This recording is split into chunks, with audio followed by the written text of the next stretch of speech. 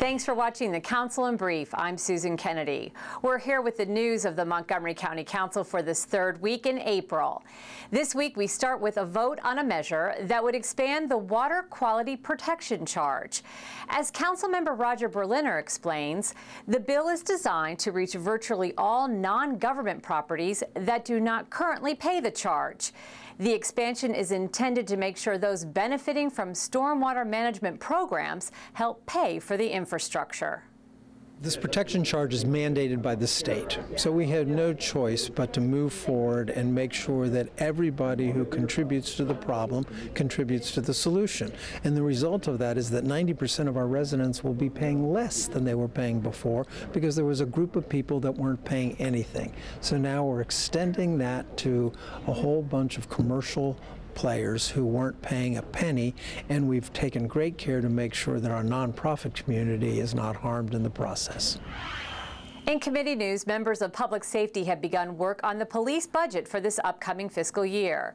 Of the more than 128 positions created by the budget, 12 would be for new school resource officers.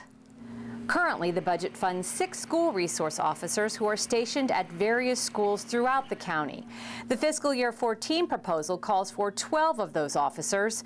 Council members say recent national events have heightened the need for restoring school resource officer positions that were cut in previous budgets. One of the things the police do that they have other officers on beat who are now also covering the schools and providing support. So while they're not stationed in the schools, they've incorporated the schools into activities they need to take care of routinely.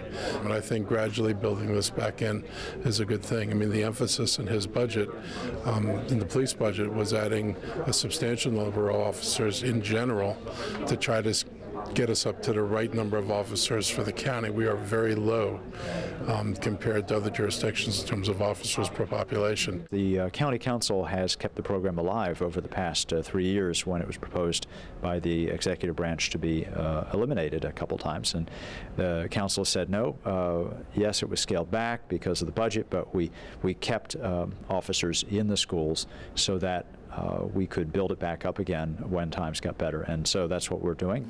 The School Resource Officer Program was established in 2002 with a $4 million grant. Ideally, government, school, and public safety officials would like to see each of the county's 25 high schools and 40 middle schools have a full-time school resource officer. In the meantime, council members say the executive's request is a move in the right direction. And it should be noted that the City of Rockville and the City of Gaithersburg both provide and fund one school resource officers for the respective cities. So that's important as well. So there's a need for it. It has a long-term impact. It has a community policing impact on building those relationships of trust between young people and police officers, which have many benefits and have lifelong benefits, not just for the period of time that the person is in school.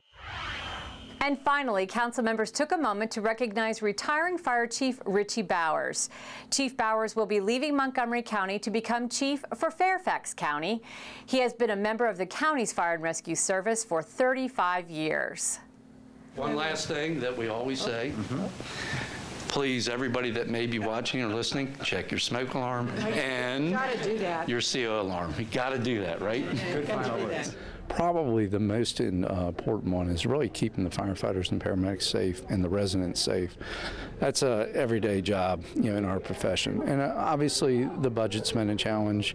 And then, the other thing is the collective bargaining agreements, making sure the firefighters and paramedics get what they deserve as it relates to compensation and everything. And that's been something that hasn't been able to come to fruition for the last 4.5 years.